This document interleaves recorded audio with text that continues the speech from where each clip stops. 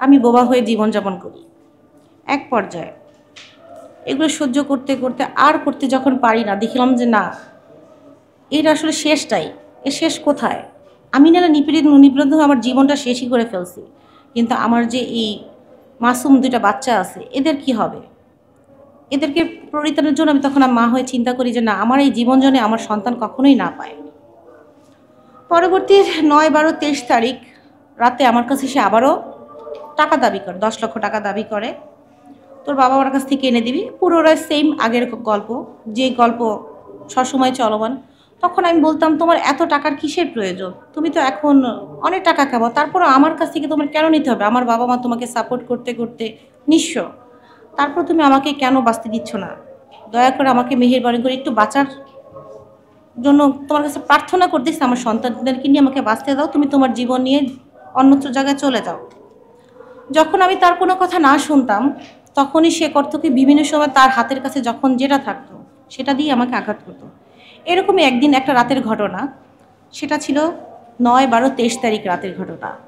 তখন রাত সম্ভবত 12টা, 11টা কি 12টা।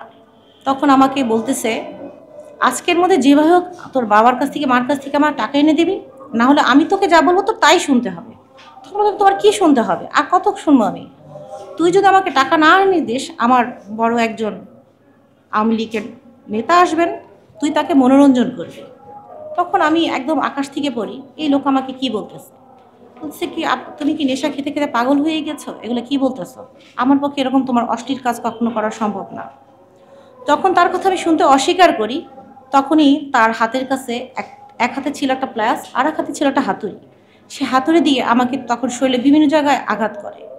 আঘাত করার এক পর্যায়ে আমার মাথা সে আঘাত করতে, তখন আমি এক পর্যায়ে বাঁচার জন্য চেষ্টা করি, তারপর আঘাতপ্রাপ্ত হই। আঘাতপ্রাপ্ত হয়ে আমি ওই সময় অজ্ঞান হয়ে যাই, এবং আমার বাসায় অনেক চিল্লাচিল্লির শব্দ হচ্ছিল। সেটার জন্য পাশের ফ্ল্যাটের যে প্রতিবেশী ছিলেন, সে কিছুক্ষণ পরে আমার দরজার নকানকি করে তো পুলিশকে, রামপুরা থানার পুলিশকে ফোন করে।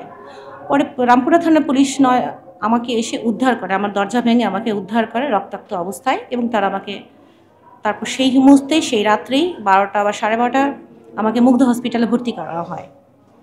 ভর্তির পর আমার বাবা মা রাত 2টার সময় মুগ্ধ হসপিটাল থেকে আমাকে উদ্ধার করে ওই রামপুরা থানায় একটা নারী নির্যাতন মামলা দায়ের করে। সেই মামলার নাম্বার হলো 6/2023। এরপরে তার সন্ত্রাসী কার্যক্রমের সাথে যারা যারা সম্পৃক্ত আছেন, সেটা হলো আলী আজম মুকুল, ভোলা জেলার এমপি। তার ঘনিষ্ঠ সম্পর্ক থাকায় বিভিন্ন জায়গায় টেন্ডারবাজি, ভূমি দখল, লোকজন জিম্মি করে কোটি কোটি টাকা চাঁদা আদায় করে।